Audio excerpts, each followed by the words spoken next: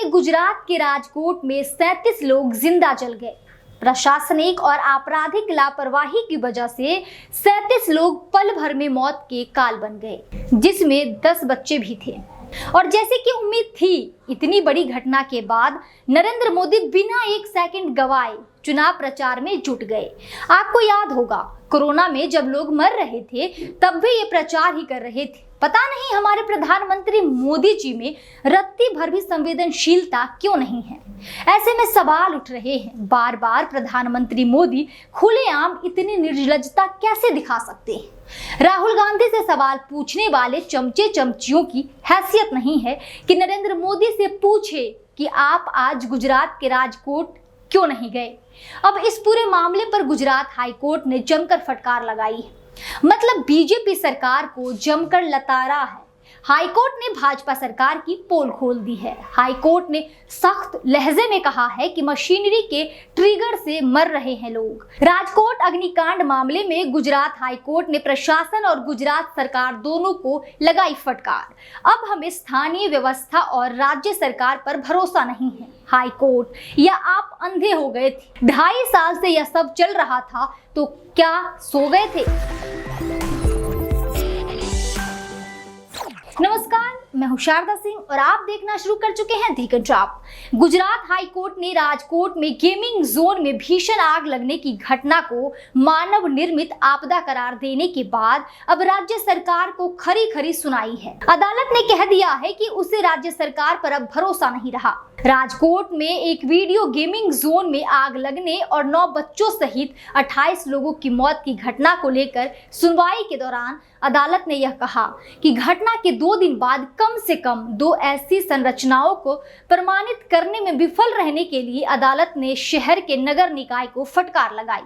जब high court को बताया गया कि 2 गेमिंग जोन अग्नि सुरक्षा प्रमाण पत्र सहित जरूरी परमिट के बिना 24 महीने से अधिक समय से चल रहे हैं, तो अदालत ने कहा कि वह अब राज्य सरकार पर भरोसा नहीं कर सकती। गुजरात में प्रधानमंत्री नरेंद्र मोदी की पार्टी बीजेपी की सरकार है।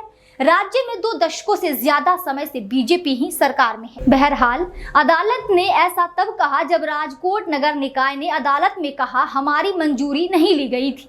इस पर अदालत ने कहा यह 2.5 साल से चल रहा है, क्या हम मान ले कि आपने आंखें मूंद ली है? आप और आपके अनुयायी क्या करते हैं?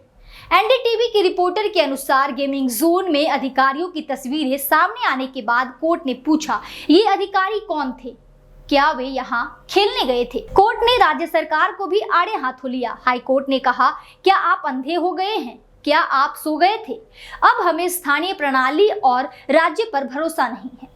गुजरात हाईकोर्ट मामले का स्वतः संज्ञान लेकर सुनवाई कर रहा है। जस्टिस बीरेन वैष्णव और जस्टिस देवन देसाई की विशेष पीठ ने राज्य मशीनरी में विश्वास की कमी व्यक्त करते हुए सवाल उठाया कि पिछले अदालती आदेशों के बावजूद ऐसी त्रासदी कैसे हो सकती है। जब आरएमसी ने अदालत को बताया कि गेमिंग जोन ने अनुमति नहीं मांगी है, तो पीठ ने कहा कि यह उनकी जिम्मेदारी है। कोर्ट ने कहा, हमारे आदेश के 4 साल बाद भी अगर अग्नि सुरक्षा के मामले में कोई कदम नहीं उठाया गया तो आरएमएससी कैसे जिम्मेदार नहीं है।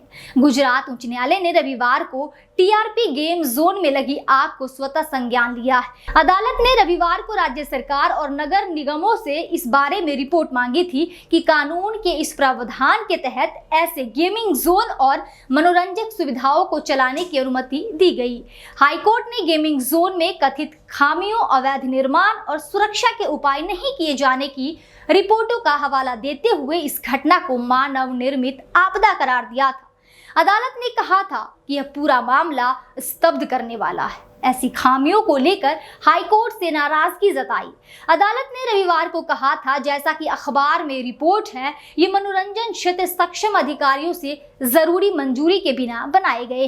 हाईकोर्ट ने कहा कि राजकोट शहर के अलावा अहमदाबाद शहर में सिंधु भवन रोड और एसपी रिंग रोड पर ऐसे गेमिंग जोन बनाए गए हैं जो सार्वजनिक सुरक्षा के लिए एक महत्वपूर्ण खतरा है।